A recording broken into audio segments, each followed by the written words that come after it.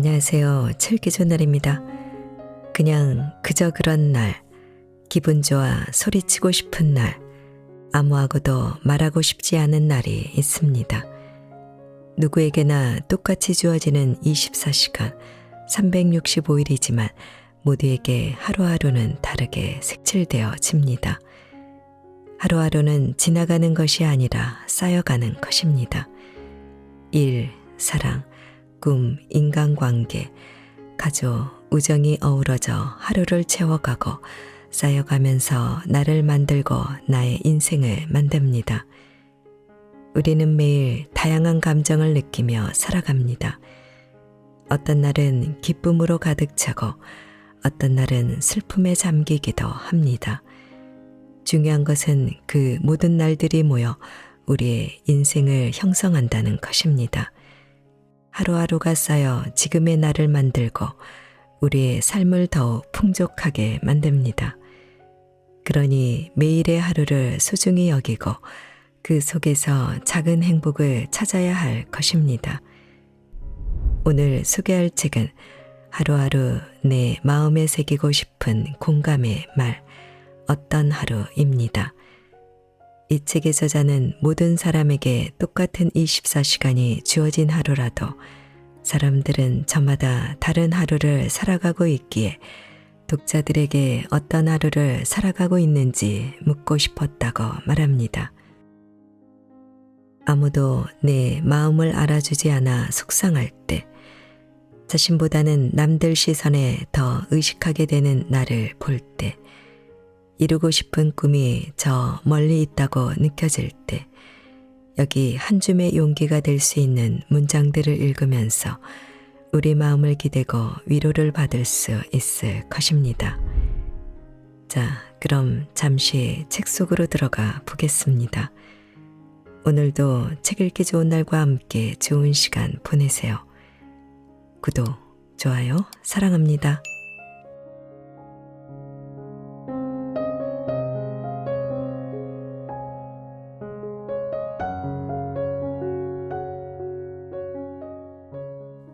지금 누구와 무엇을? 당신이 살고 있는 곳은 어디입니까? 당신이 매일 만나고 어울리는 사람은 어떤 사람들입니까? 그곳에서 누구를 만나 무엇을 보고 무엇에 대하여 이야기를 하고 있습니까? 사람들이 성공하지 못하는 가장 큰 이유가 무엇인지 아세요?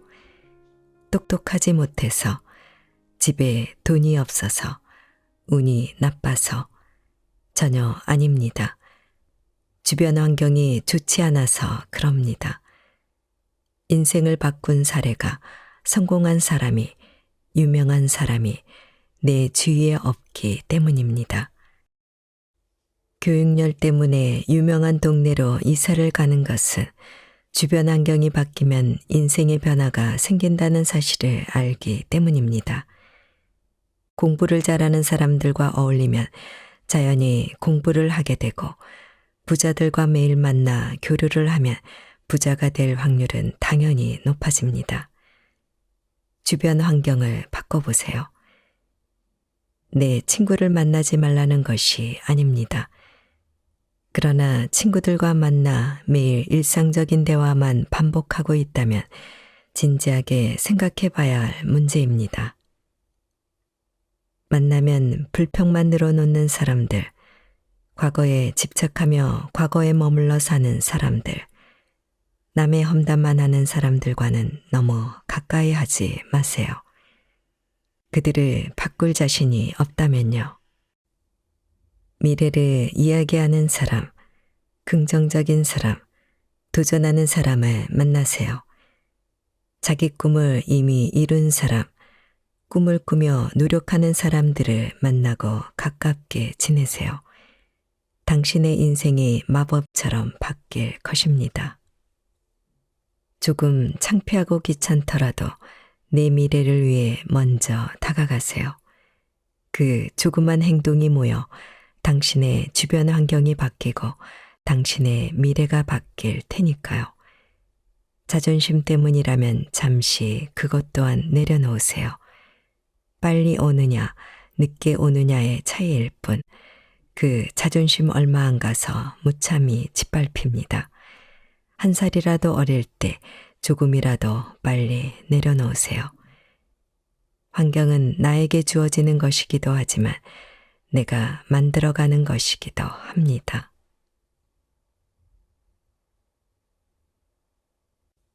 야구에서 3할 타자는 타율이 높은 선수입니다.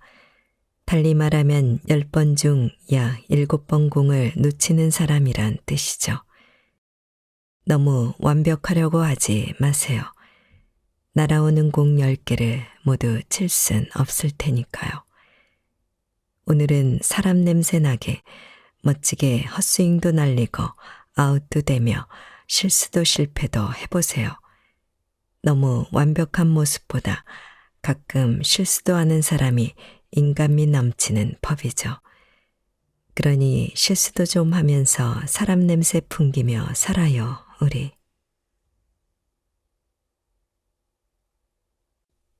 문제가 계속해서 풀리지 않고 제자리 걸음만 하고 있다면 문제를 해결의 출발점을 되짚어 볼 필요가 있어요. 무슨 메뉴를 고를까? 영화가 재미없으면 어떡하지? 무슨 생각을 하고 있을까? 지루해하거나 귀찮아하진 않을까? 생각이 없는 것도 문제겠지만 지나치게 생각이 많은 것은 더 큰 문제입니다. 우리의 가장 큰 문제는 고민에 쓸데없는 생각들을 첨가하여 고민에 대한 문제를 부풀린다는 것입니다. 많은 생각은 더 많은 고민을 낳습니다. 오버싱킹 하지 마세요.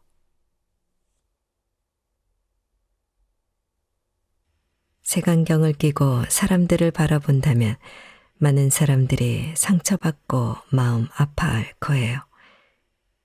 세상은 불공평하고 인생은 내 뜻대로 되지 않으며 사람들은 내 맘 같지 않습니다. 내가 이만큼이나 해서 힘들다거나 내가 이만큼에도 힘들지 않다고 해서 다른 사람들도 당연히 나와 똑같이 느낄 거라 생각하지는 마세요. 사람마다 느끼는 감정, 고통, 행복, 만족 등의 한계점이 모두 다 다르니까요. 서로 다를 수 있음을 인정하세요. 화내는 기분도, 화내는 감정도 알지만 받아들이는 상대도 지켜보는 주위 사람들도 기분이 있고 감정이 있습니다.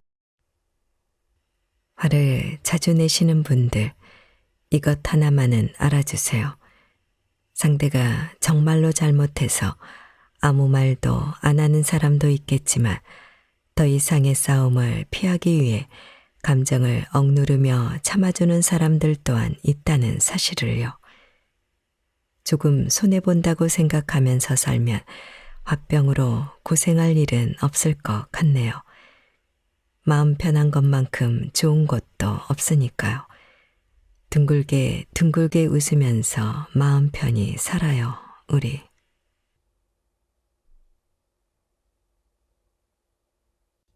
손뼉도 둘이 마주쳐야 소리가 나듯 한 사람의 잘못만으로는 둘 사이가 절대로 나빠지지 않습니다. 어찌되었건 둘이 마주쳤기에 소리가 나는 것입니다. 성실하게 열심히 일하는 사람들도 있는데 무리해서 몇몇이 잘못을 했다고 하여 무리를 싸잡아서 손가락질하고 욕하는 것은 잘못된 행동입니다. 사람이 하는 모든 일엔 저마다의 사정이 있습니다. 이유도 모른 채 어림잡아 사람을 함부로 판단하지 마세요. 분명 그에게도 내가 모르는 이유와 사정이 있습니다. 나와 잘 맞는 사람은 있어도 딱 맞는 사람은 없어요. 관계는 퍼즐 맞추기가 아닙니다. 맞지 않는 부분은 믿음과 이해로 채워 나가세요.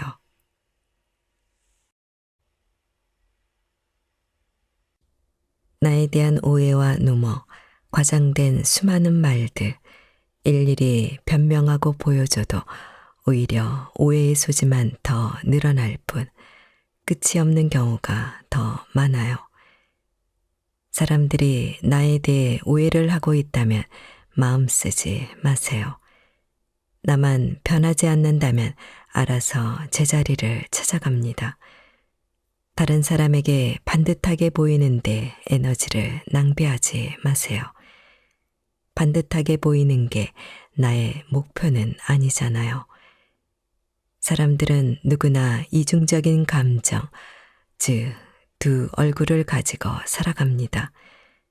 남을 만족시키기 위해 스스로를 희생하지 마세요. 나 자신을 만족시키는 삶을 살아야죠.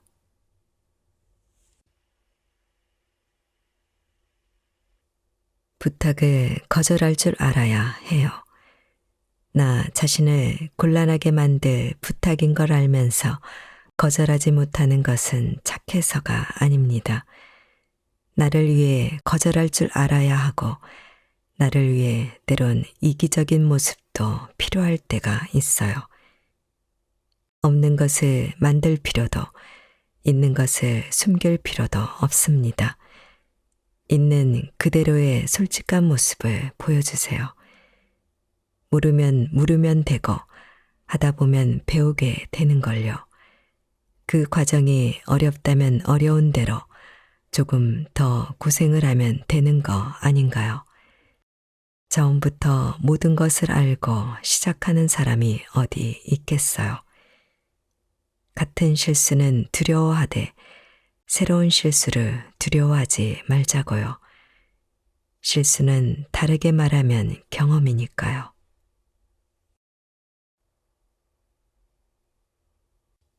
때로는 단점으로 알았던 부분이 장점이 되기도 하고 장점으로 알았던 부분이 단점이 되기도 하네요.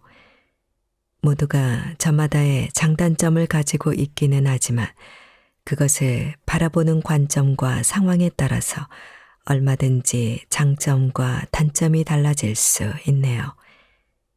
세상을 살다 보면 분명히 억울하고 아픈 경험도 하게 돼요. 상황이 좋지 않을 때 약해 보일까봐 걱정할까봐 실제로 힘들면서 난 괜찮아, 걱정하지 마, 아무 일 없어 라고 말해요. 그래서 때로는 아무도 모르게 혼자 눈물을 흘리기도, 아무도 모르게 눈물을 훔치기도 해요. 웃어도 하루, 울어도 하루. 내가 잘 되기를 진심으로 바라는 사람도 있지만 내 잘됨을 시기하고 질투하는 사람도 있습니다. 나 또한 그렇듯 모두가 나를 응원해 줄 수는 없습니다. 그러니 너무 마음에 담지도 상처받지도 마세요.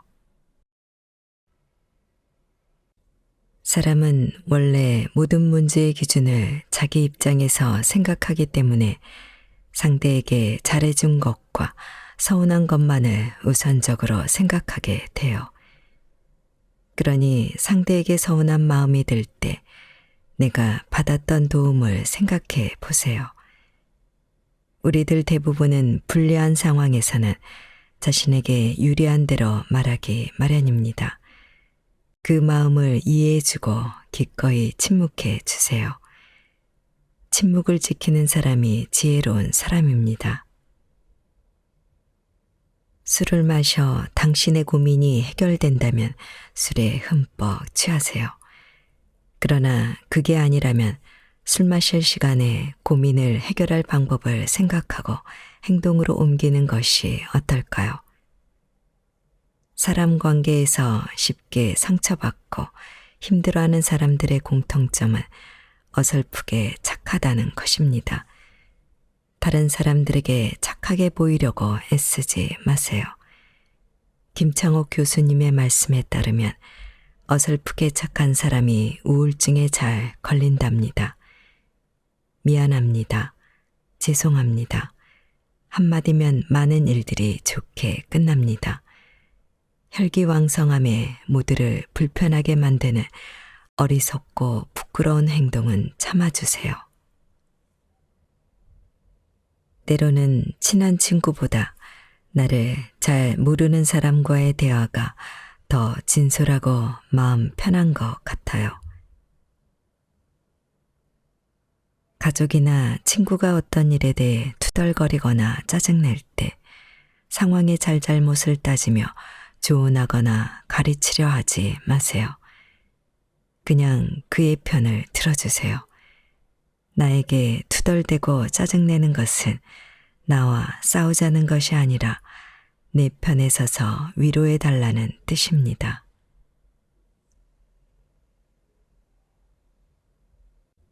사람은 변합니다. 과거 나에게 잘못하고 상처를 주었던 사람들 또한 계속 나쁜 사람들이 아닙니다. 과거의 이력으로, 기억으로 사람을 판단하지 마세요. 다시 한번 공정한 눈으로 그를 바라보세요. 과거에 나에게 어떤 나쁜 인상을 심어준 사람이 지금은 나에게 더없이 좋은 친구가 될 수도 있으니까요. 먼저 고맙다고, 먼저 미안하다고 말한다면 사람 관계는 나빠지려야 나빠질 수 없습니다.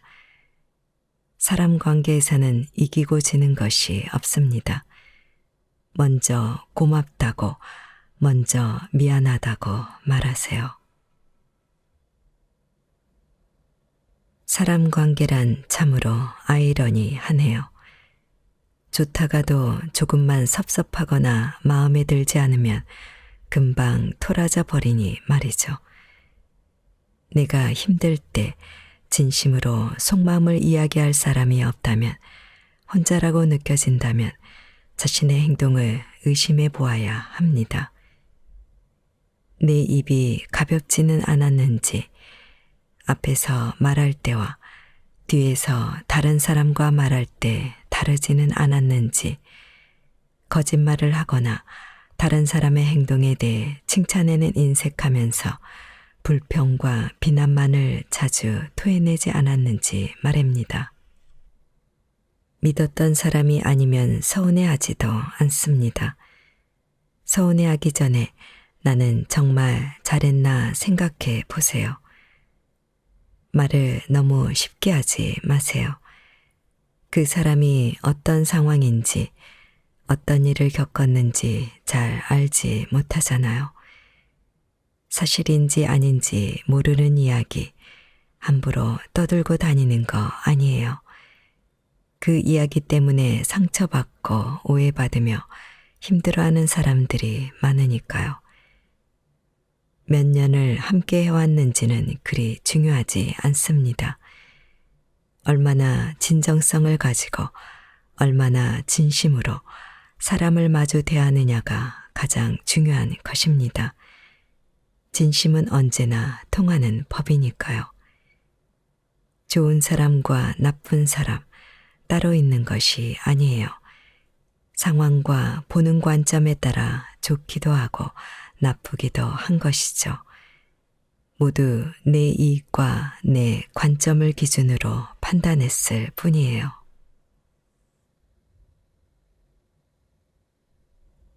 목적을 두지 않는 편안한 만남이 좋다. 속으로 무슨 생각을 할까 짐작하지 않아도 되는, 그래서 알면 알수록 더 편해지는 사람. 좋아하는 데 이유가 없는 사람이 좋다. 좋아하는 이유가 있는 사람은 그 이유가 없어지면 떠나버리고 말 테니까. 사람들 앞에서 생색내지 않고 눈에 띄지 않게 묵묵히 위해주고 아껴주는 사람이 좋다. 좋을 때나 힘들 때나 계산 없이 함께 있어줄 사람이니까.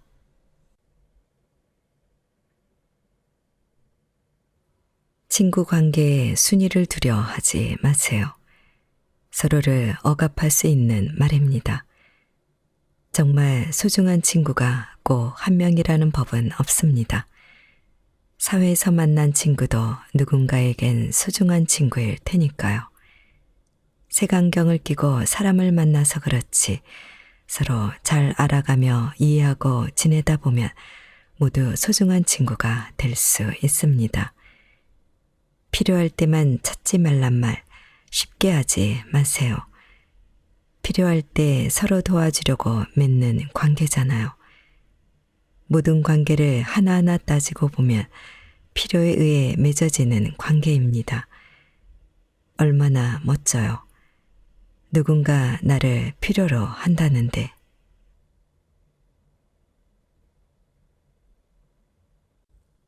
다른 사람 마음에 상처 줄까봐 내 마음에 상처 주는 일 이제 그만하세요. 모두를 만족시킬 수는 없어요. 무조건 이해하고 용서할 수는 없는 일이죠. 너무 착해지려고 노력하지 마세요. 그럴수록 내 마음의 병만 커집니다. 그 사람이 싫다면 그냥 무시해버리는 것도 방법이에요.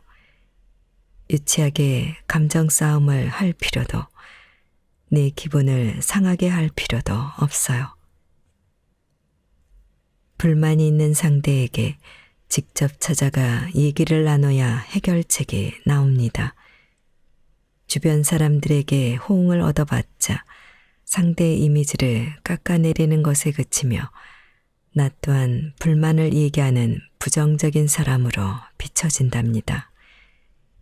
원하는 것이 불만에 대한 해결인지 상대를 헐뜯어서 깎아내리는 것인지 생각해 보아야 합니다. 나도 싫어하는 사람이 있듯이 나를 싫어하는 사람도 있어요. 그러니 누군가 나를 싫어한다면 무턱대고 반감부터 가질 것이 아니라 나도 누군가를 싫어하고 있다는 것을 먼저 생각해 보면 좋을 것 같아요. 사람과 일에 자꾸 부딪힌다면 한번 생각해 보아야 해요. 나도 모르는 고정관념이 생겨버린 것은 아닌지 말입니다.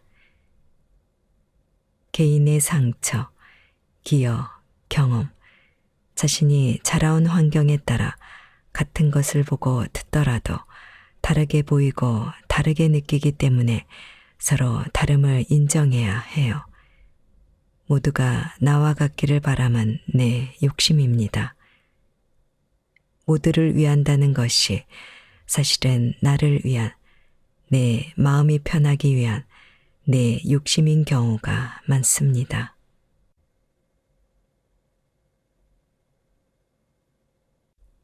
스트레스를 부르는 그 이름, 직장 상사. 직장 상사가 직장 동료가 마음에 안 들어 회사를 옮길까 고민하는 중이라고요. 그러면 옮겨간 회사에는 내 마음에 쏙 드는 천사들만 있을까요? 옮긴 회사에도 마찬가지로 나와 마음 맞지 않는 사람들이 있습니다. 불평해서 바뀔 일이 아니라면 쿨하게 인정하고 융통성 있게 주어진 상황에 맞게 행동하세요. 불평만 늘어놓는 입만 산 찌질이로 살지 말고요. 겉 다르고 속 다르고 있을 때 다르고 없을 때 다르고 화장실 들어갈 때 다르고 나올 때 다르고 우리 가면 쓰고 살지 말아요. 그냥 있는 그대로의 내 모습 보여주며 살아가자고요. 힘들 때가 아니라 좋을 때 옆에 있겠다는 쪽이 솔직하다고 생각해요. 긴 병 앞에 효자 없다는 말이 있습니다. 힘든 상황이 닥치기 전까지는 할 수 있을 것만 같아도 막상 힘든 상황이 닥치고 그 상황이 오래 지속되다 보면 사람은 지치기 마련입니다.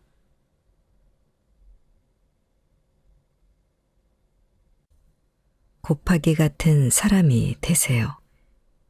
혼자서도 빛을 발하지만 다른 사람과 함께하면 할수록 모두의 가치를 더 크게 만들어주는 곱하기 같은 사람이 되세요.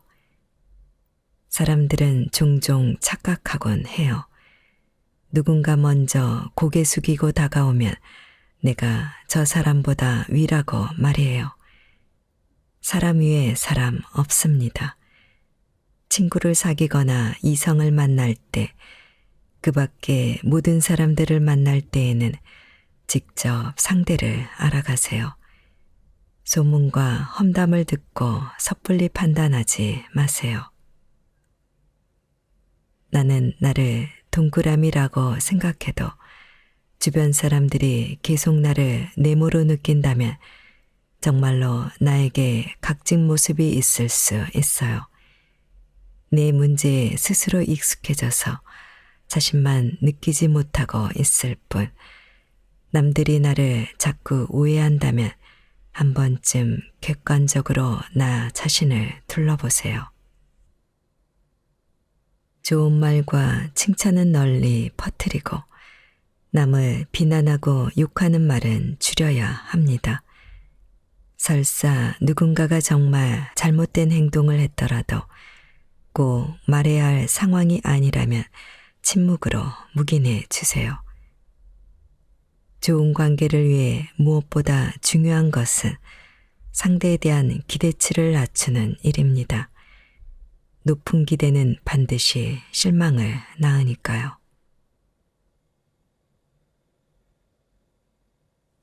남들 앞에서 청산유수로 자기소개를 하는 것보다 자리에 없는 다른 사람에 대해 어떻게 말을 하고 있는지 지켜보면 그 사람에 대해 더 많은 것을 알 수 있습니다. 사람을 만날 때 장점부터 보려고 노력해 보세요. 사람 사귀기가 한결 더 수월해질 것입니다.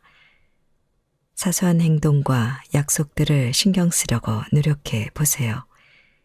그 사소한 행동과 약속이 하나둘씩 모여 당신과 함께 걷는 사람들이 많아질 것입니다.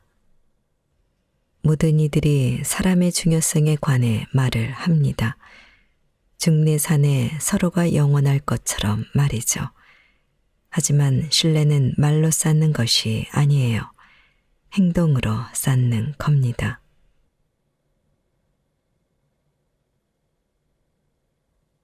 겉모습만 보고 사람을 판단하면 절대로 안 되지만 겉모습을 가꾸어야 내면도 보여줄 수 있는 기회가 생기는 것은 사실입니다.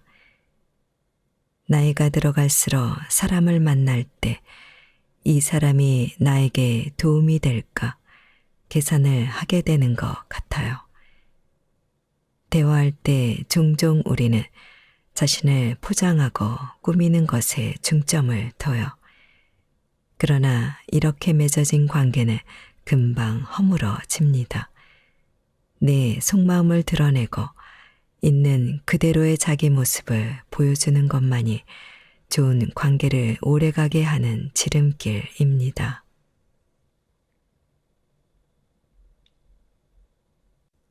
입는 옷에 따라서 그 사람의 행동이 달라집니다. 타는 차에 따라서 그 사람의 당당함이 달라집니다. 누구와 함께 하느냐에 따라서 그 사람의 목소리가 달라집니다. 아무리 많은 책을 읽고 좋은 말을 들어도 인생이 바뀌지 않는 것은 행동이 바뀌지 않았기 때문입니다. 인생을 바꾸는 변화는 노력 없이 생겨나지 않아요. 변화하고 싶다면 노력하세요.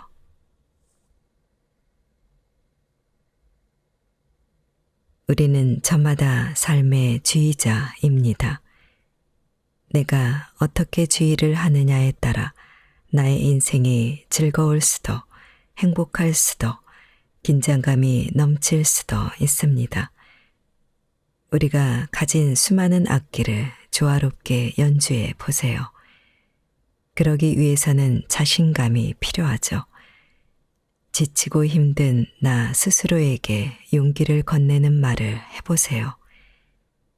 거울 속 내 두 눈을 마주보며 난 멋진 사람이야. 나는 할 수 있어. 내가 주인공이야. 라고 말해주세요. 하루에 한 걸음 한 걸음을 정말 멋있고 힘차게 만들어줄 것입니다. 그렇게 모인 자신감들이 삶을 주의하는 나 자신을 만들어줄 거예요. 우리 모두는 마에스트로입니다. 우리만의 멋진 무대를 기대합니다. 당신의 멋진 무대 박수치며 응원하겠습니다. 나중에 잘해드려야지. 호강시켜드려야지. 왜 항상 늦게 깨닫는지 모르겠습니다. 물질적인 것만이 효도가 아니라는 것을. 중요한 순간은 지금이니까요. 너무나 당연한 말을 늘 소홀히 여기고 살아갑니다. 미안해요. 고마워요. 사랑합니다. 무슨 말이든 모두 꺼내놓을 수 있을 것 같을 때 어쩌면 그땐 이미 내 말을 들어줄 그가 곁에 없을지도 모릅니다. 부모님께 사랑한다는 말, 감사하다는 말 절대로 아끼지 마세요. 절대로 소중함을 미루지 마세요.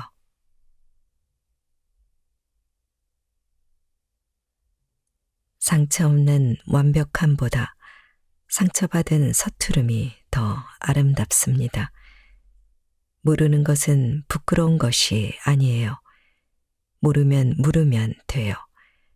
그렇게 하나하나 알아가고 그렇게 차근차근 배워나가면 돼요. 오히려 모른다는 사실을 감추려는 것이 부끄러운 행동입니다. 사람이라면 예외 없이 자신이 한심하다고 느껴질 때가 있습니다. 그것은 지극히 당연한 일입니다. 자신이 하는 일이 부끄러워서 숨기는 사람이 많아요. 내가 생각해왔던 삶과 너무 달라서, 내가 해왔던 말과 너무 달라서, 주변을 의식하고 자괴감에 빠져 힘들어하죠. 괜찮아요. 그 답답한 마음 저도 잘 알아요.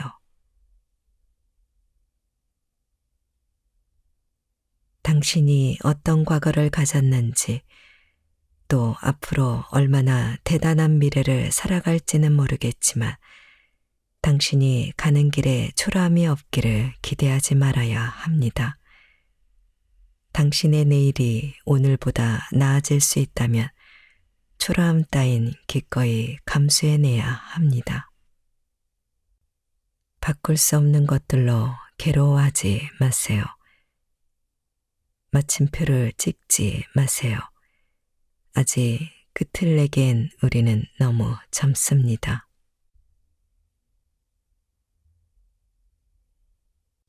세상에서 가장 가치 있는 투자는 주식도 부동산도 적금도 아닌 사람의 마음에 투자하는 것 같아요. 마음에 씨앗을 뿌리는 투자를 하세요. 마음의 씨앗들을 세상에 뿌리는 일이 지금은 헛되이 보일지라도 언젠가는 열매를 거두게 되리라. 왕이든 거린이든 삶은 다만 하나의 거울. 우리의 존재와 행동을 비춰줄 뿐. 자신이 가진 최상의 것을 세상에 주라. 최상의 것이 너에게 돌아오리라. 아프면 아프다. 말 한마디 하지 못하고 그 힘들고 아픈 통증을 혼자 견뎌온 그대에게 그 무겁고 큰 짐을 혼자 짊어온 그대에게 정말 미안해요. 단 한 번도 그대를 이해하지 못했음을, 단 한 번도 그대를 어루만지지 못했음을. 사랑을 받는 것, 그것이 행복이 아니다. 사랑하는 것, 그것이야말로 진정한 행복이다.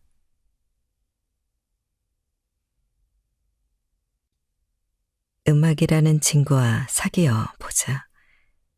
음악은 듣는 것만으로도 기쁨을 얻고 웃음 짓게 하며 지치고 힘들고 아파할 때 마음을 위로해 줄 수 있는 좋은 친구다.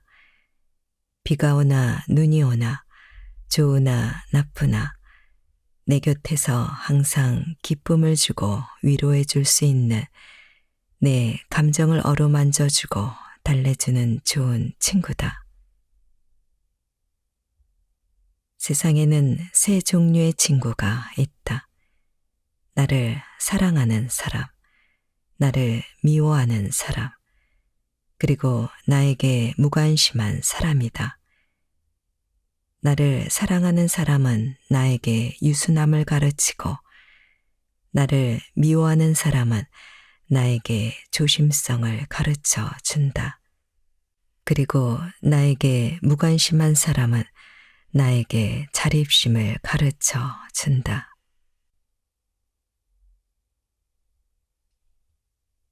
넉넉해서 나누는 것이 아니라 나누어서 넉넉해지는 것이다.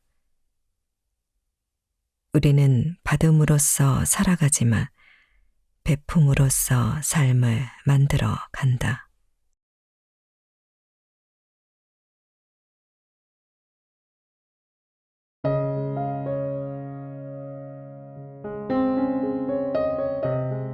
안녕하세요. 칠기존날입니다.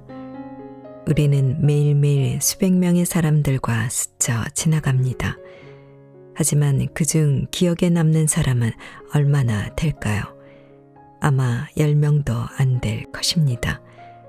우리가 마주치는 사람들의 얼굴을 일일이 기억하지 않는 이유는 기억력이 나쁘기 때문이 아니라 그럴 필요가 없기 때문입니다. 인생도 마찬가지입니다. 크든 작든 우리를 괴롭히는 문제들은 하루에도 수십 개씩 생기는데요. 그중 99%는 가만히 내버려 두면 하루 만에 사라질 일이며 1년 이상 지속될 문제는 1%도 되지 않습니다. 그래서 우리를 찾아오는 문제들을 가볍게 놓아버리는 연습을 해야 합니다. 그런 문제들을 감당할 능력이 없기 때문이 아니라 구태여 그렇게 해야 할 이유가 없으며 쓸데없는 고민에 들이붓는 에너지만 아껴도 인생은 훨씬 쾌적해지기 때문입니다. 오늘 소개할 책은 고은미 작가의 스쳐 지나갈 것들로 인생을 채우지 마라 입니다. 이 책은 나답게 살기 위한 30가지 삶의 태도를 담고 있는데요. 우리 마음을 힘들고 괴롭게 만드는 원인을 찾고 이를 떠나보내는 방법을 저자의 경험과 심리학 법칙을 담아 소개하고 있습니다.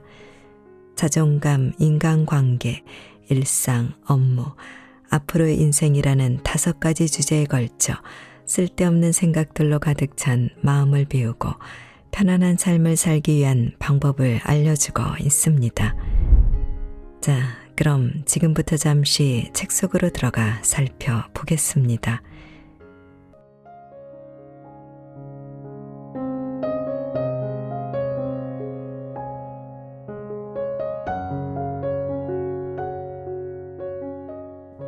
남 눈치 보느라 나를 괴롭히지 마라.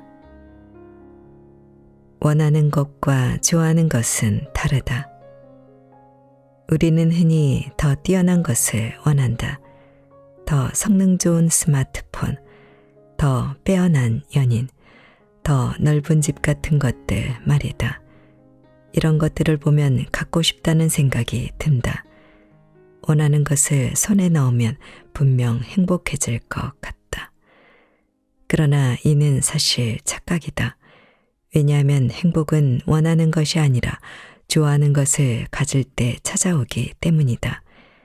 원하는 것과 좋아하는 것은 겹칠 수 있지만 완전히 동일하지는 않다. 간단히 설명하면 이렇다. 우리는 자신이 가지지 못한 것을 원한다. 그러나 좋아하는 것은 이미 가지고 있을 수도 있고 그렇지 않을 수도 있다. 그렇다면 우리는 원하는 것과 좋아하는 것을 어떻게 구분할 수 있을까? 2가지 사례를 통해 이들의 차이를 자세히 살펴보도록 하자. 대중들에게도 유명한 심리학자 김경일 교수는 어느 강에서 다음과 같은 이야기를 들려주었다. 그는 어린이날을 맞아 아이를 데리고 놀이공원에 갔다. 화창한 날씨 아래 한가로운 휴일을 만끽하던 중 그의 아이는 주변 아이들의 손에 들린 풍선을 보았다. 이내 아이는 자신도 풍선이 갖고 싶다며 사달라고 졸랐다. 교수는 형형색색의 풍선을 부러운 듯 바라보는 자식에게 풍선을 사주었다. 아이는 풍선 하나에 세상을 다 가진 것처럼 기뻐했다. 그러나 얼마 지나지 않아 신이 나서 뛰어다니던 아이가 그만 손에 든 풍선을 놓치고 말았다. 그 순간 교수는 생각했다. 이크, 그렇게 원하던 풍선을 잃어버렸으니 울면서 다시 사달라고 떼를 쓰겠구나. 그러나 놀랍게도 아이는 아무렇지 않은 얼굴로 계속 뛰어놀았다고 한다. 또 다른 교수 이야기를 해보자. 이번에는 하버드 대학교 심리학 교수인 탈벤 샤흐리의 이야기다. 그의 아들은 작은 장난감 하나를 아주 애지중지하며 언제나 가지고 다녔다고 한다. 가족들과 함께 외출한 그날도 아들은 그 장난감을 손에 꼭 쥐고 있었다. 그런데 집으로 돌아오는 길에 그만 엘리베이터 문틈새로 장난감을 떨어뜨리고 말았다. 그러자 아이는 그 자리에 멈춰서서 서럽게 울기 시작했다. 교수가 훨씬 더 좋은 것으로 사준다며 달래봤지만 소용이 없었다. 두 가지 사례에서 원하는 것과 좋아하는 것을 구분하는 가장 큰 차이를 알아낼 수 있다. 바로 그것을 손에 넣은 다음에도 소중하게 여기느냐다. 첫 번째 사례의 경우 아이는 남들은 다 가지고 있는데 나만 없다는 이유로 풍선을 원했다. 풍선을 획득한 순간 그 부러움은 끝났다. 그래서 아이는 풍선을 소중하게 여기지 않았고 풍선을 잃어버렸을 때도 별 아쉬움이 없었다. 반면 두 번째 사례의 경우 아이는 장난감 그 자체를 진심으로 좋아했기에 늘 가지고 다니며 소중하게 다뤘다. 그래서 장난감을 잃어버렸을 때 큰 상실감을 경험했다. 우리도 마찬가지다. 최신형 스마트폰을 처음 손에 넣었을 때는 새롭고 다양한 기능에 감탄하며 애지중지 들고 다닌다. 그러나 얼마 지나지 않아 결국 쓰던 기능만 쓰고 소홀히 하다가 어딘가 고장이 나지 않던가. 한편 좋아하는 것은 다르다. 여행지에서 운명처럼 만난 옷은 유행이 지나더라도 애착이 간다. 허리둘레가 늘어나 입지 못하게 되더라도 잘 다리고 단정히 개켜 옷장에 넣어두는 것만으로도 기분이 좋다. 상상해 보자. 두 사람이 당신에게 고백을 했는데 한 사람은 나는 널 원해 라고 말했고 다른 한 사람은 나는 널 좋아해 라고 말했다. 어떤 느낌이 드는가? 여러분은 둘 중 어떻게 말하는 사람과 친해지고 싶은가? 그리고 오래 함께하고 싶은가? 사람이든 물건이든 무엇을 원하는 사람은 하염없이 자신이 원하는 대상을 떠올린다. 하지만 이것은 눈속임일 뿐이다. 그가 진정으로 원하는 것은 원하는 대상 자체가 아니라 그것을 가진 나다. 이런 사람은 그것을 가진 미래의 나와 그것을 가지지 못한 지금의 나를 끊임없이 비교한다. 그리고 가지지 못한 나로부터 벗어나고 싶어 한다. 그래서 원하는 것만 이루면 그것만 갖게 되면 지금보다 훨씬 행복하고 완전해질 것이라 믿는다. 하지만 막상 원하는 것을 손에 넣거나 이루게 되면 행복과 만족의 마음은 순식간에 사라진다. 그리고 또 다른 것으로 눈길을 돌린다. 반대로 무언가를 좋아하는 사람은 그 대상 자체를 아끼고 사랑하고 소중하게 여긴다. 그래서 새로운 것이 있어도 쉽게 눈길을 주지 않는다. 만족하는 마음이 오래 지속되는 것이다. 우리의 옷장을 생각해 보라. 살 때는 너무나 갖고 싶었지만 정작 배송받은 후에는 한 번도 꺼내 입지 않은 옷들이 얼마나 많은가. 하지만 자신이 정말로 좋아하는 옷은 오래되었어도 자주 입게 되고 자주 눈길을 주게 되고 입을 때도 편안하고 만족도도 높다. 따라서 원하는 것으로 삶을 가득 채운다고 해서 반드시 인생이 만족스러워진다고 할 수는 없다. 이를 착각하면 잠깐의 욕구에 휘둘려 좋아하지도 않는 것으로 인생을 그득그득 채우게 된다. 그런 인생의 끝에는 공허하고 텅 빈 마음만 남을 것이다. 그러니 평소에 이 둘을 구분해 생각하는 습관을 들여야 한다. 이는 물건의 영역뿐 아니라 일이나 사람과의 관계 등 삶의 모든 영역에 적용된다. 물론 살다 보면 꼭 좋아하는 일만, 좋아하는 물건만, 좋아하는 사람만 골라 잡을 수는 없다. 이때 도움이 되는 선택 기준이 있다. 바로 그 대상이 나에게 현실적으로 필요한 것인가다. 예를 들어 내가 어떤 시계를 구매해야 한다고 가정해보자. 이 경우 시계를 살지 말지 결정할 수 있는 기준 3가지는 다음과 같다. 나는 저 시계를 원하는가? 나는 저 시계를 좋아하는가? 나에게 저 시계가 필요한가? 가장 이상적인 것은 이 3가지 조건에 모두 그래 맞아 라고 대답할 때다. 그렇다면 망설이지 말고 그 시계를 구매하면 된다. 최고의 소비다. 이런 소비를 하려고 평소에 열심히 일하는 게 아니겠는가. 3가지를 모두 만족하지 못하더라도 2가지를 만족한다면 제법 괜찮은 소비다. 하지만 1가지밖에 만족하지 못한다면 다시 생각해 볼 필요가 있다. 이때 우선순위는 필요한 것, 좋아하는 것, 원하는 것 순이다. 생필품처럼 꼭 필요한 것이라면 후회할 일이 없다. 한편 필요하지 않지만 좋아하는 것이라면 기분은 좋겠지만 얇아진 지갑을 보며 조금 후회할 수도 있다. 그러나 필요하지도 좋아하지도 않으면서 그저 이런 게 하나쯤 있으면 좋겠다라는 마음으로 냉큼 사버린다면 기쁜 마음은 머지않아 사라지고 후회만 남을 가능성이 높다. 업무나 취미도 마찬가지다. 내가 원하고 좋아하고 필요한 일이라면 이상적이다. 3가지를 모두 만족하지 못하더라도 필요한 일, 좋아하는 일, 원하는 일 순으로 우선순위를 정하면 후회할 일이 줄어든다.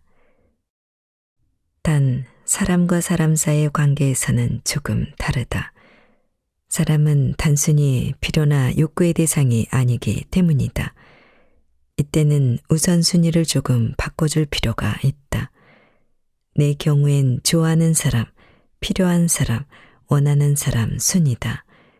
물론 3가지 조건에 모두 부합되는 사람이라면 더할 나위 없겠지만 말이다. 이렇게 기준을 정해두면 물건을 사거나 업무를 보거나 사람을 대할 때 결정을 내리기가 훨씬 쉬워진다. 원하는 것에만 초점을 맞추고 살아가는 좁은 시야에서 벗어나 내가 무엇을 좋아하고 또 필요로 하는지를 살펴볼 수 있는 넓은 시야를 갖게 되기 때문이다. 이로써 우리는 자신의 삶을 단순한 욕구뿐만 아니라 진정한 행복으로 채울 수 있다. 처음에는 이 3가지를 구분하는 일이 헷갈리고 번거로울 수도 있다. 그렇다면 연습 삼아 마트에서 물건을 고를 때처럼 사소한 일에서부터 이 원칙을 적용해보자. 차근차근 익숙해진다면 머지않아 굳건한 나만의 기준을 세울 수 있을 것이다.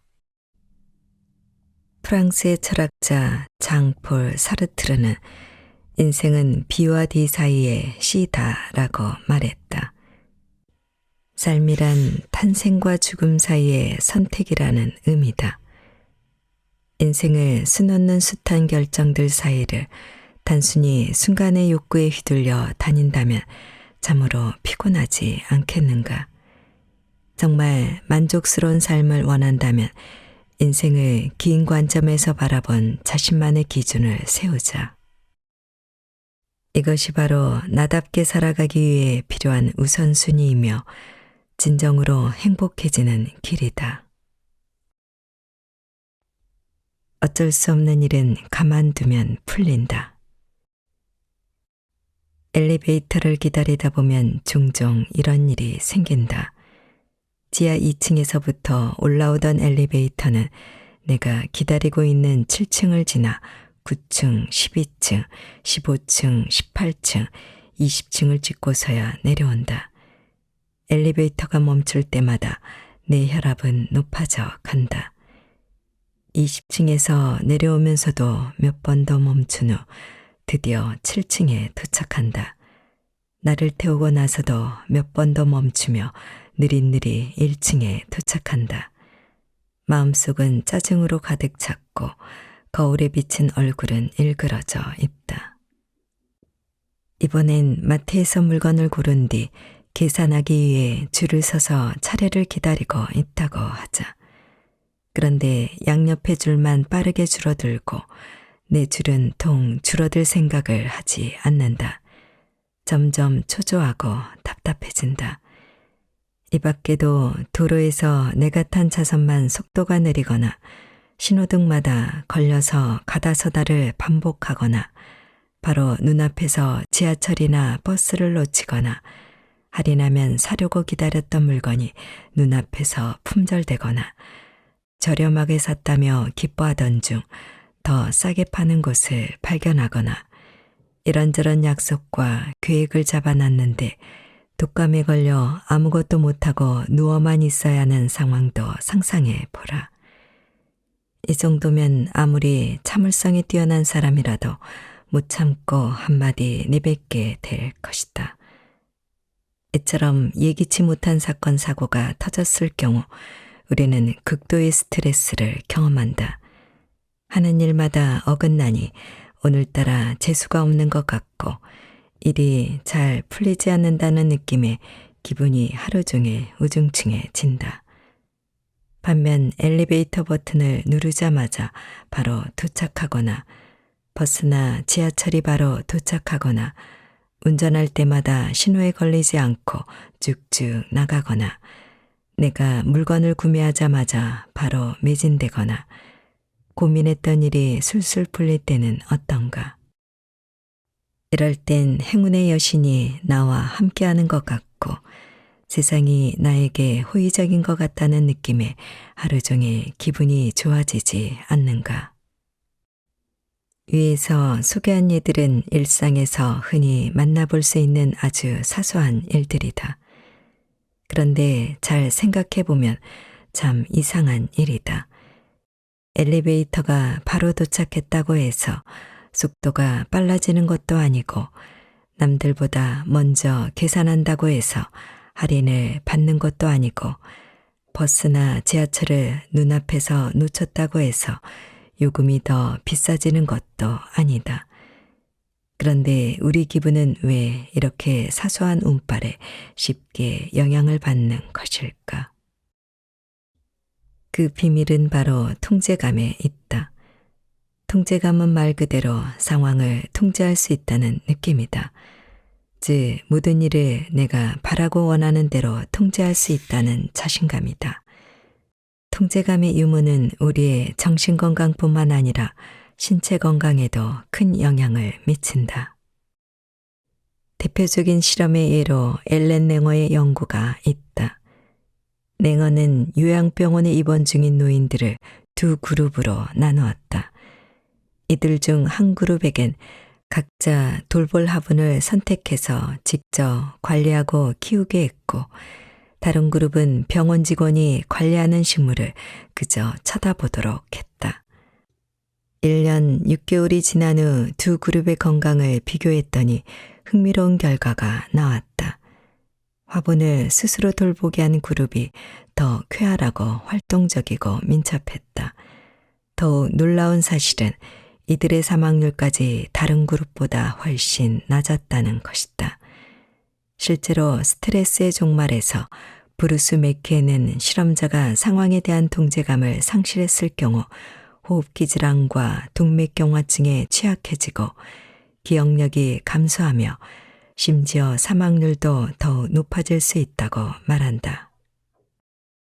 이처럼 상황을 통제할 수 있다는 자신감은 삶에 꼭 필요하다. 하지만 통제할 수 없는 것까지 통제하려고 들면 여러 문제가 발생한다. 엘리베이터가 얼마나 자주 멈출지, 차가 신호에 얼마나 자주 걸릴지, 버스나 지하철을 얼마나 오래 기다려야 할지 등등은 내가 통제할 수 없는 일이다. 그런 일은 예측할 수도 없고 막을 수도 없다. 그냥 일어날 뿐이다. 이런 사실을 머리로는 알고 있어도 실제로 겪으면 쉽게 초조해지고 짜증이 난다. 내가 어찌할 수 없는 외부 상황에 이끌려 간다고, 다시 말해 통제받고 있다고 생각해 스트레스를 받는 것이다. 이러다 보면 도대체 뭐가 잘못된 거지? 왜 이렇게 일이 안 풀리는 거야? 라며 존재하지도 않는 원인을 찾아 헤매고 결국 기분은 더 나빠지기만 하는 악순환의 굴레에 빠진다. 이처럼 우리는 자신의 의지나 능력으로 결코 통제할 수 없는 일을 두고 해내지 못했다라고 착각하며 스트레스를 받는 실수를 자주 범한다. 해낼 수 없는 일을 해내지 못한 일로 착각하는 이유는 자신이 처한 상황과 조건을 객관적으로 따져보는 대신 주어진 자극에 곧바로 반응하는 습관이 들었기 때문이다. 일이 뜻대로 되지 않는다고 느껴진다면 짜증을 내기에 앞서 이 일이 과연 내가 통제할 수 있는 일인지 통제할 수 없는 일인지부터 스스로 물어보는 습관을 만들어 보자. 만약 통제할 수 없는 일이라면 깔끔히 포기하는 게 좋다. 어쩔 수 없는 일이다. 그 대신 지금 당장 내가 통제할 수 있는 게 무엇인지 찾아보고 그걸 실행해 보자. 아주 작고 사소한 것이라도 말이다. 예를 들어 엘리베이터를 기다리는데 계속 지체되는 상황이라면 닫힌 버튼을 쾅쾅 누르며 짜증을 내는 대신 심호흡을 하며 호흡의 리듬을 바꿀 수도 있고 스트레칭을 하며 몸을 풀 수도 있고 오늘 할 일을 떠올리며 계획을 세울 수도 있고 어제 외운 영어 문장을 되새기며 복습할 수도 있고 스마트폰을 보며 필요 없는 사진이나 자료들을 지울 수도 있고 불편한 마음을 가만히 들여다볼 수도 있다. 엘리베이터 운행을 내가 통제할 수는 없지만 다른 통제할 수 있는 일들로 시선을 돌리고 그 일을 실행한다면 내 마음의 상태는 완전히 달라진다. 상황을 바꿀 수는 없지만 상황을 대하는 나의 태도는 바꿀 수 있는 것이다. 그러니 통제할 수 없는 것을 통제하려는 소모적인 태도는 버리고 통제할 수 있는 것을 찾아 실행하는 건설적인 태도를 택해보자. 그럴 때 당신의 몸과 마음은 더욱 건강해질 것이다.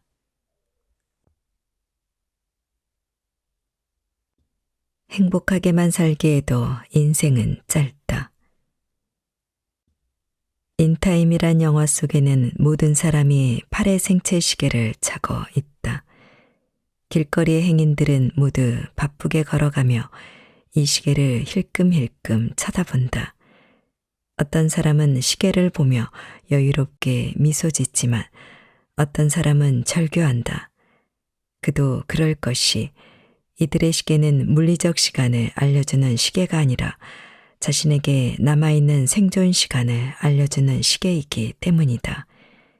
남은 시간이 0이 되는 순간 등장인물들은 심장마비로 죽는다. 상상해보라. 자신의 수명이 시시각각 줄어드는 모습을 눈뜨고 지켜봐야 하는 세상을.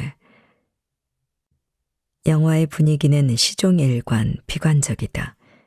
현실에서의 죽음은 그나마 빈부격차나 지위의 고하를 막론하고 모두에게 공평하지만 이 영화 속에서는 죽음마저 빈부격차나 지위의 고하와 밀접하게 연결되어 있다.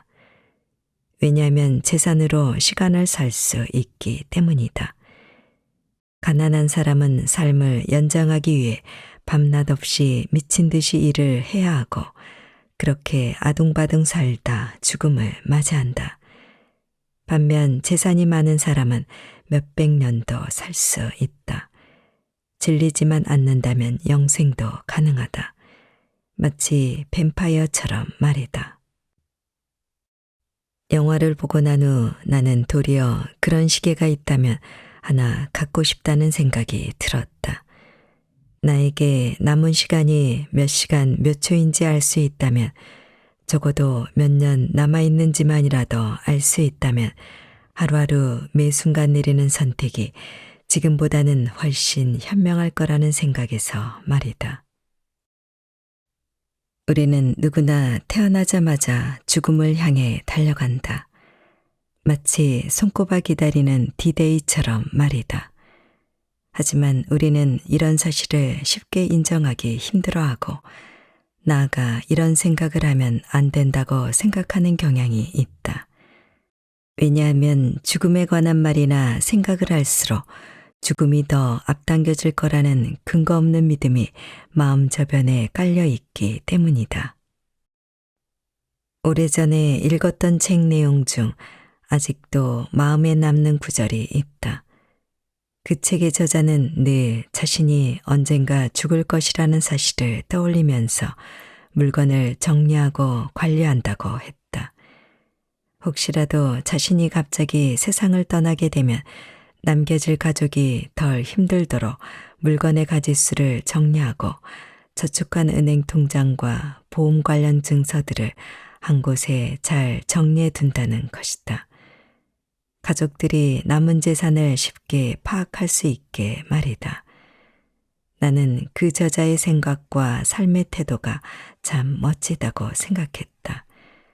자신을 위해서가 아닌 남겨질 가족들을 위해 물건과 주변을 미리 정리해둘 정도의 마음가짐이라면 살아있는 모습 또한 얼마나 알차고 가지런할까.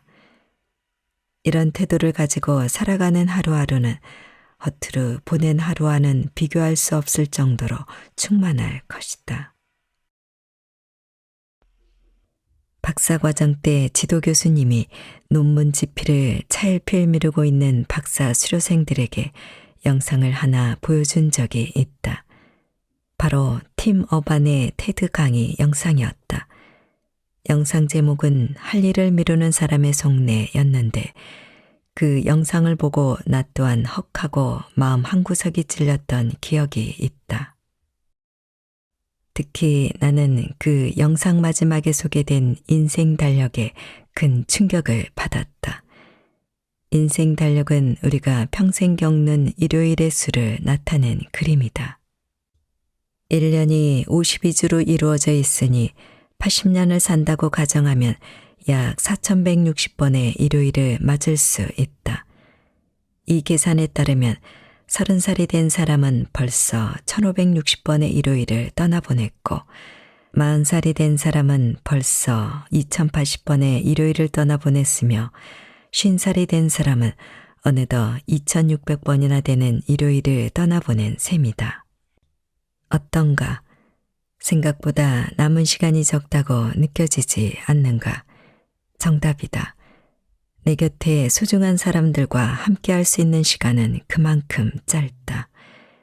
특히 부모님과 보낼 수 있는 시간은 그보다 훨씬 적을 것이다. 이 사실을 떠올리면 지금까지도 울컥하며 목이 맨다.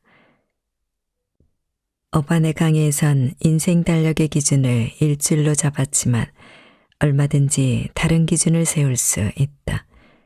월 단위의 짧은 기준을 세워도 되고 가끔가다 치러지는 큰 이벤트를 기준으로 삼아도 된다.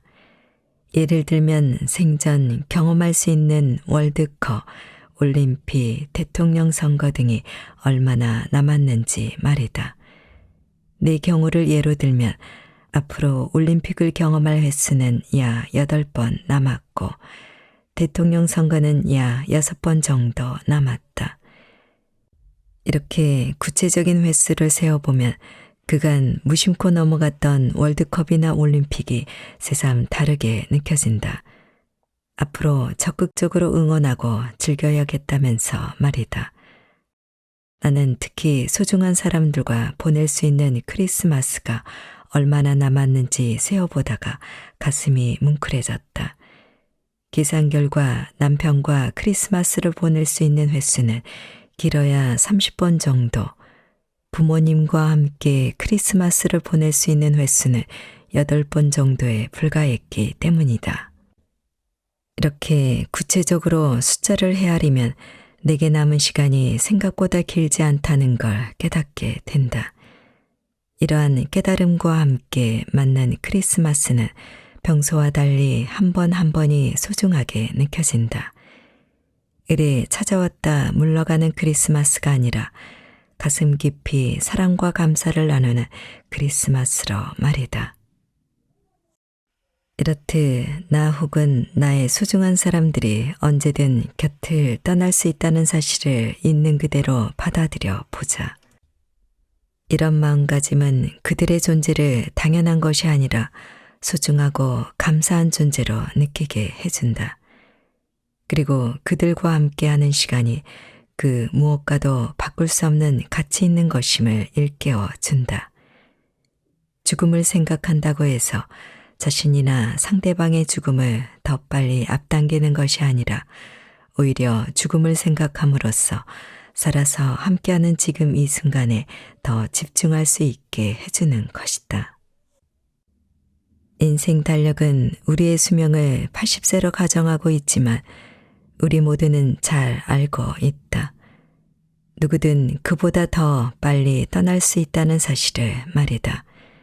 그러니 우리가 경험하고 있는 모든 것이 영원할 것이라 생각하지 말자. 책 아침에는 죽음을 생각하는 것이 좋다 해서 김영민 교수는 이렇게 말한다.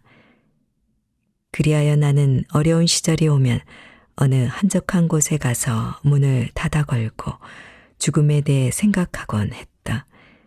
그렇게 하루를 보내고 나면 불안하던 삶이 오히려 견고해지는 것을 느꼈다. 지금도 삶의 기반이 되어주는 것은 바로 그 감각이다. 이는 의심의 여지 없는 진실이다. 시간이 많다는 착각이 오히려 우리를 안이하게 만든다. 반대로 나의 유한함, 그리고 내 곁에 있는 사람의 유한함을 잊지 않고 되새기다 보면 오히려 현재를 더 알차고 단단하게 살아갈 수 있다. 잊지 말자. 우리는 언젠가 모두 죽는다. 나도, 당신도, 그리고 우리의 소중한 사람들도 지나고 나서 후회하는 것만큼 바보 같은 일도 없다.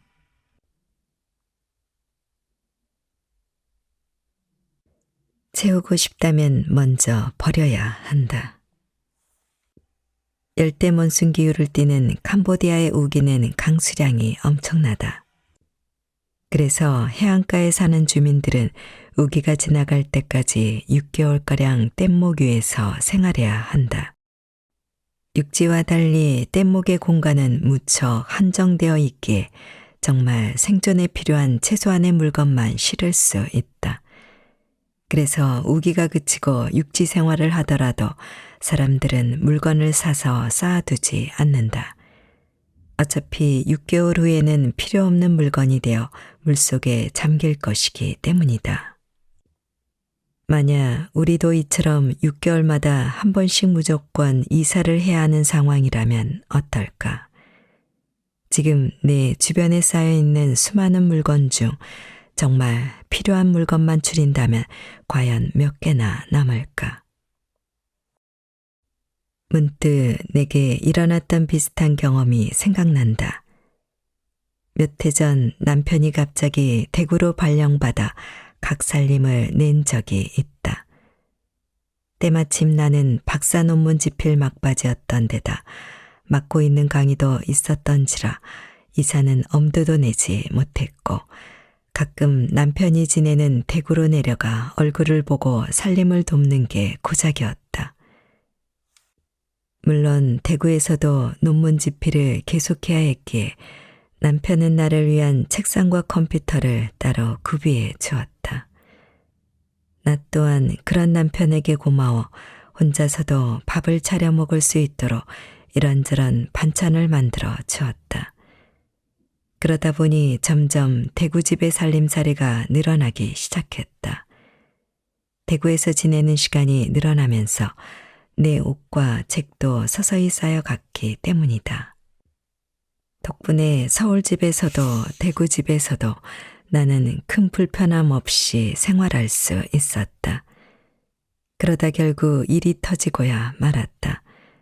회사에서 남편에게 사흘 내에 서울로 복귀하라는 통보를 내린 것이다. 당장 맡은 일을 마무리하고 후임자에게 인수인계할 시간도 부족한 상황인데 거기에다 이사까지 남편 혼자 감당해야 하는 상황이었다. 하필 나 또한 당장 이틀 뒤에 논문 심사가 있어 여유 없이 바쁜 상황이었고 심사 준비 때문에 며칠째 잠을 못 자고 논문에만 매달려 있는 상태였다. 그런 상황에서 남편에게 전화가 왔다. 내려와서 이사하는 걸 도와줄 수 없겠냐며 혼자서는 도저히 무리라며 애원했다. 하지만 나 또한 너무나 절박한 상황이라 도저히 내려갈 여력이 되지 않았다. 이사업체에 맡겨야 할 만큼 짐이 그렇게 많은 편은 아니었던 데다 내 짐 중 거의 절반은 이사며 버릴 생각으로 가지고 내려가는 것들이었다. 버릴 것인지 가져가야 할 것인지를 내가 구분해 주어야 하는데 그걸 못해주니 필요 없는 짐 처리까지 하느라 남편에게는 고생도 보통 고생이 아니었을 거다. 결국 혼자 이삿짐을 정리하던 남편은 밤늦은 시간 내게 전화를 걸어 분통을 터뜨렸다. 자신의 짐보다 내 물건이 더 많아 힘들다며 책은 왜 이리 많고 옷은 왜 이리 많으며 빈 반찬통은 언제 이렇게 쌓아뒀냐며 아무리 버리고 버려도 끝이 없다고 울먹였다. 혼자 얼마나 힘들어할지 눈에 보여 가슴이 아팠다. 나중에 듣자니 쓰레기를 내놓는 일로만 계단을 수십 번 오르락내리락 했다고 한다. 아무튼 그렇게 어찌어찌 이사를 마치고 남편은 서울로 복귀했고 나도 어찌어찌 발표를 무사히 마치고 최종 심사에 통과했다. 그 이후 남편은 물건에 대한 생각이 확 바뀌었다. 빈 유리병이나 플라스틱 통이 조금 쌓인다 싶으면 기겁을 하고 버린다. 예전에는 오래된 옷도 버리기 아까워 벌벌 떨었던 사람이 지금은 안 입는 옷과 안 신는 신발도 절마다 과감히 정리한다. 쌓아둔 물건을 일일이 내버려야 했던 경험이 그에게는 잊기 힘든 공포로 각인된 모양이다. 물론 나도 마찬가지다. 나 또한 1년이 채 안 된 짧은 시간에 그렇게 많은 책을 대구로 가져갔을 줄은 상상도 못했다. 남편이 서울 집으로 옮겨다 놓은 내 책이 산더미처럼 쌓인 모습을 보고 기겁했을 정도다. 제비가 나뭇가지를 하나둘 물어다 견고한 둥지를 짓듯 매주 기차를 타고 오가면서 책과 옷가지를 대구집에 모아두었던 모양이다. 가져갈 때는 한두 권, 한두 벌이었겠지만 반복되다 보니 정말 태산처럼 쌓여 있었다. 역시 티끌 모아 태산이라는 말이 괜히 있는 게 아니었다. 돈이건 물건이건 티끌이 쌓여 태산을 이룬다는 말은 정말 진리다. 태산처럼 쌓인 물건이라니 우리 부부는 이제 상상만 해도 숨이 막힌다. 물론 돈이면 얘기가 조금 다르겠지만 말이다. 아무튼 이런 생생하고도 끔찍한 체험 덕분에 우리 부부는 물건을 사서 모으는 일에 흥미를 잃었다. 철새들이 쉽게 이동할 수 있는 이유는 모아놓은 물건이 없기 때문이라고 한다. 모아놓은 물건이 없으니 언제든 원할 때 쉽게 훨훨 떠날 수 있는 것이다. 얼마 전 일본에서 다시금 주목받았던 미니멀리즘 열풍도 2011년 동일본 대지진 이후 무분별하게 쌓아둔 물건의 무용성과 위험성을 사람들이 체감했기 때문이라는 분석도 있다. 정말 일리가 있다고 생각한다. 집안을 의식적으로 관리하지 않으면 물건은 지도 새도 모르게 쌓인다. 마음을 의식적으로 관리하지 않으면 쓸데없거나 부정적인 생각들이 마음속에서 서서히 영역을 넓히듯이 말이다. 만약 이 글을 읽고 정리의 필요성을 실감했지만 구체적으로 어떻게 해야 할지 막막하다면 이런 질문을 던져보라. 당신이 지금 당장 꼭 필요한 짐만 뗏목에 옮겨 실어야 한다면 과연 무엇을 실을 것인가? 혹은 집에 불이 나서 당장 뛰쳐나가야 한다면 양손에 무엇을 들고 나갈 것인가?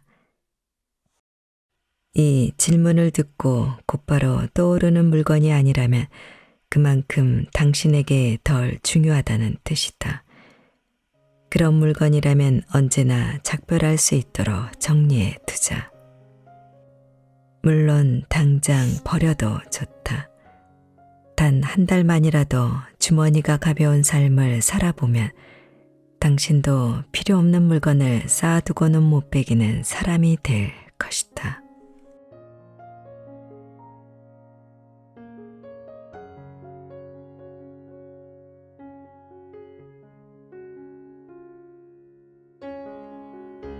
책 읽기 좋은 날 오늘은 여기까지입니다. 안은하고 포근한 시간 되세요. 사랑합니다.